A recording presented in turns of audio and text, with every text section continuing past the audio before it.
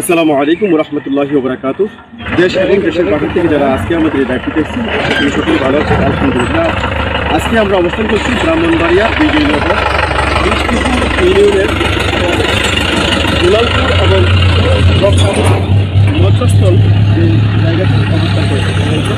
আমরা দুলালপুর এবং মধ্যস্থল যে জায়গাটি রয়েছে আমরা সেই জায়গাটি কিছু বিহার দৃশ্য আপনাদের মাঝে তুলে দিচ্ছি।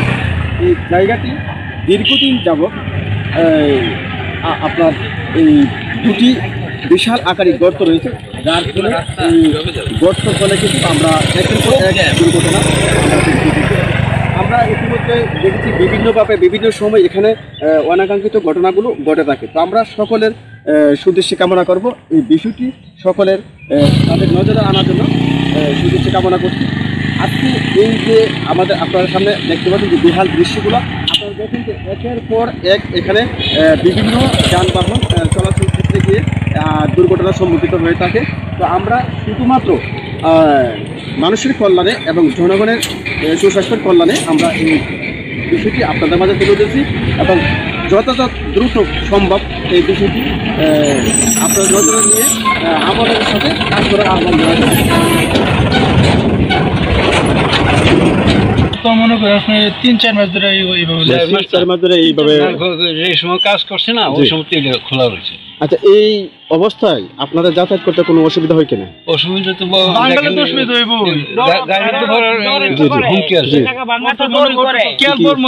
গাড়ি আস্তে আস্তে যাওয়া লাগে, মানে গাড়ি তো কিছু স্পিডে গেলে উল্টি পেরে দেয়, তো বুঝছেন না। তাহলে আপনারা চান কি বিষয়টি নিয়ে? আমরা তো চাই রাস্তা ভালো হলে আমরা তো উপকার, সবার জন্য উপকার হবে।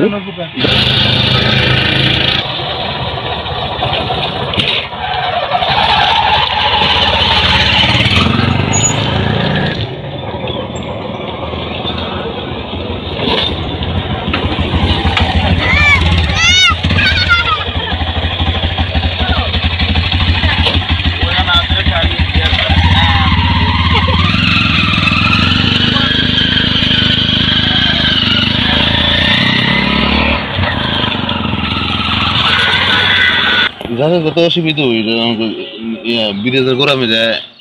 কতদিন যাবত এই মানে বৃষ্টিটা আছে, বৃষ্টিটার সময় এইদিকে পানিতে নামছে, নামে নরম হয়েছে, ডিস্ট্রিক্টটা আগোকলা আছে মাল লইয়া গাড়ি বড় গাড়ি আছে। তো আপনারা এই বিষয়টি নিয়ে কোনো কেউ আপনাদের পক্ষ হয়ে তাদের কি করে এই সমাধান দেওয়ার চেষ্টা করছে কিনা? আমরা যদি চেয়ারম্যান থাকতো তাহলে ঠিক করে নিলাম, চেয়ারম্যান না এটা ঠিক করে দেব। চেয়ারম্যান পরবর্তীতে এখানে প্যানেল চেয়ারম্যান দেওয়া রয়েছে না, এটা যদি করে দেলা তো এটা ভালো, সবার লেগে ভালো, সবার লেগে ভালো না। হ্যাঁ, এটা মনে করুন প্রতিদিন 1-2টা ডিস্ট্রিক্ট টাকাই মানে বড় গাড়ি চলাচল করে আলুবাজারটা মারবে, গাড়ি সব আলুবাজার মারলে আলুবাজার গাড়ি যাইছে আইতেই তো এই জায়গাটা বানিয়েছে। আপনার দাবি কি বড় গাড়ি আসার কারণে এই কতদিন যাবত এখানে রাস্তার বিহাল অবস্থা? এটা 2 বছর ধরে, 2 বছর ধরে হচ্ছে। তারপরে কি কোনো সংস্কার মানে মেরামত বা এরকম কোনো কিছু না? এটা হয়েছে না, এটা করার কোনো সুবিধা নাই। বিশেষ করে হইলো এই দিক দিয়ে পানি হলাম আর বড় বড় গাড়ি আসে এই জায়গাটা, মানে বড় ডিস্ট্রিক্ট গাড়িগুলো এখানে আসে না। মূলত ডিস্ট্রিক্ট গাড়িগুলো আসার কারণে এই অবস্থাটাও আবার এই দিক দিয়ে পানি হলাম আর তো আর কোনো জায়গায় নাই। আচ্ছা আচ্ছা, যেহেতু পানি লাইম আরো বেশি ক্ষতি করে পানিটা ফিরানোর কোনো। এই বিষয়টা যদি আপনার সংস্কার করা হয়, পূর্ণ মেরামত করা হয়, তাহলে এটা কি আপনাদের ভালো হবে না? ভালো হবে, ইনশাল্লাহ ভালো হবে, কিটা অনেক ভালো হবে। দেশের জনগণের চলাচল প্রচুর মানুষের কষ্ট করতেছে, অটো সিএনজি যত গাড়ি আসা যাওয়া করে এবং আমরাও এর মধ্যে ভোগান্তি। গর্তটার কারণ অসুবিধা হওয়ার কারণ হিসেবে আপনার এখানে তো অনেক সময় দেখা যায় আপনার গাড়ি টানে আসে রাত্রে যদি বা কোনো গাড়ি বা অন্তত কুয়াশার দিন কোনো গাড়ি যদি আসে তো না জানা, যেগুলো আমরা অনেক দূর তো অজানা কিছু গাড়ি আছে, ওনারা জন্য একটু অসুবিধা, বিশেষ অসুবিধা হইতে পারে, কারণ গাড়ি ফাল মারে নিচেও যাইতে পারে, মার্ডার হইতে পারে এখানে, এই পরিস্থিতি থাকতে পারে।